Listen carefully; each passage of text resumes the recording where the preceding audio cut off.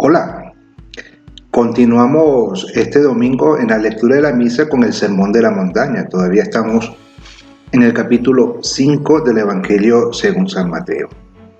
Recordemos que el capítulo 5 comienza cuando el Señor dice sube a lo alto de una montaña y ahí le habla y enseña a los discípulos. Y tenemos que estar atentos a la cátedra del Maestro.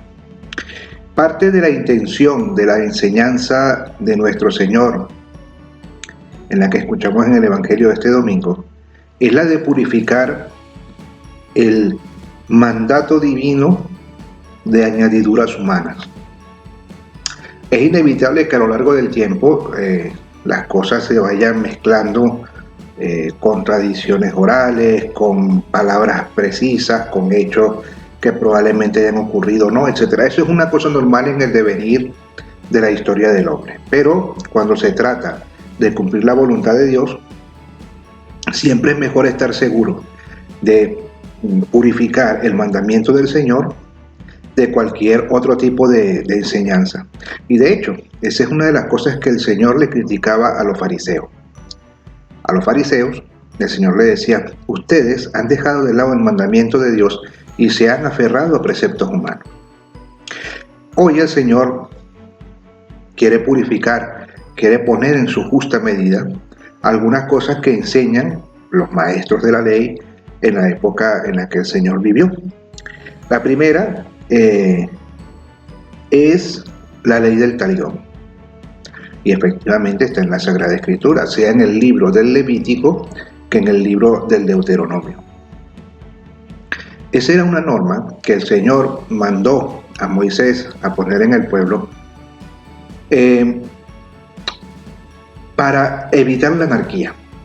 No olvidemos que Israel en sus inicios era un pueblo nómada, era un pueblo que trashumaba de un sitio a otro, de tal manera que los límites, los linderos, el mantener, por ejemplo, los rebaños juntos y todo, era un poco complicado. Y para evitar los abusos, el Señor estableció que el daño que recibiera una persona tenía que ser resarcido de una manera un poco, vamos a decir así, dura, un poco salvaje, pero esa era la manera. Y ahora, con respecto a esa ley, esa ley cayó un poco en desuso después que Israel se asentó en el territorio de Tierra Santa. Claro, esa ley después fue invocada para la venganza. Y entonces ahí el Señor nos dice, oye, purifica tu corazón. Aleja de tu corazón cualquier sentimiento malo, cualquier sentimiento de rencor, cualquier sentimiento de venganza, de ira, de odio, etc., ¿no? E inclusive recurre al lenguaje propio de su época y de su pueblo, ¿no? Utilizando exageraciones, ¿no? Si alguien te abofetea la mejilla derecha, preséntale la otra. Y si alguien te pide la túnica, dale también el manto. Y si alguien te pide que le acompañes una milla, acompáñale dos. O sea, de tal manera que el Señor lo que quiere decirles es, pongan todo su empeño para que su corazón no se envenene con sentimientos malos. Y en esa misma línea continúa el Señor con su enseñanza. Dice, ustedes escucharon a sus antepasados decir, amarás a tu prójimo y aborrecerás a tus enemigos. Eso último era una añadidura humana. De hecho, en la primera lectura de la misa de hoy, escuchamos cómo el mandato es amarás a tu prójimo, ¿sí? Y lo corregirás para que no cargue con su pecado. Pero en ningún momento dice que aborrezcas a tus enemigos. Y entonces ahí el Señor dice, bueno, ustedes tienen que saber sobreponerse a eso, nada de odio. Y dice, más bien, oren por esas personas que les hacen mal, que les persiguen, que les hacen daño. Oren por ellos.